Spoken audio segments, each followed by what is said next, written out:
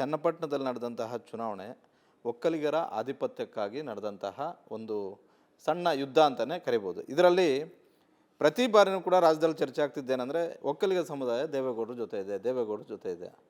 ಹಾಗಾಗಿ ಮೂರೂ ಪಕ್ಷದಲ್ಲಿರುವಂತಹ ಏನು ಕುಟುಂಬ ಬಿಟ್ಟರೆ ಬೇರೆ ಇನ್ಯಾರು ಒಕ್ಕಲಿಗ ಲೀಡರ್ ಆಗಬಾರ್ದಾ ಅನ್ನುವಂತಹ ಒಂದು ಎಚ್ಚರಿಕೆಯನ್ನು ಇಟ್ಕೊಂಡು ಮೂರೂ ಪಕ್ಷದ ನಾಯಕರು ಒಂದಾಗಿ ಸೇರಿ ಚುನಾವಣೆ ಮಾಡಿದ್ರ ಅಂತ. ಅದು ನಾನು ಕೃಷ್ಣ ಬೈರೇಗೌಡ ಆಗಿರಲಿ, ಚಲುವರಾಯಸ್ವಾಮಿ ಆಗಿರಲಿ, ಆರ್ ಅಶೋಕ್ ಆಗಿರಲಿ, ಅಶ್ವಥ್ ನಾರಾಯಣ ಆಗಿರಲಿ, ಎನಿಬಡಿ, ಮೂರೂ ಪಾರ್ಟಿಯವರು. ನೋಡಿ, ಒಂದು ವಿಷಯ ದಯವಿಟ್ಟು ಅರ್ಥ ಮಾಡ್ಕೊಳ್ಳಿ. ಚನ್ನಪಟ್ಟಣ ವೋಟರ್ಸು ರಾಜಕೀಯವಾಗಿ ಭಾಳ ಅವ್ರನ್ನ ನೀವು ಅಷ್ಟು ಹಗುರವಾಗಿ ತಗೋಬೇಡಿ.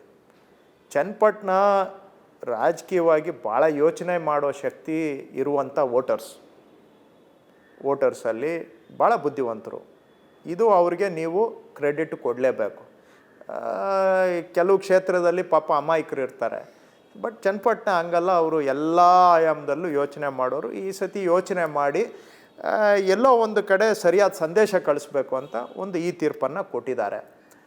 ಏನು ಸಂದೇಶ ಅನ್ನೋದು ಎಲ್ಲರಿಗೂ ನಿಮಗೂ ಗೊತ್ತಿದೆ. ಇಲ್ಲಿ ಯಾರು ನಮಗೆ ಮೀರಿದವ್ರಲ್ಲ ಅನ್ನೋ ಸಂದೇಶ ಅವರು ಕೊಟ್ಟಿದ್ದಾರೆ.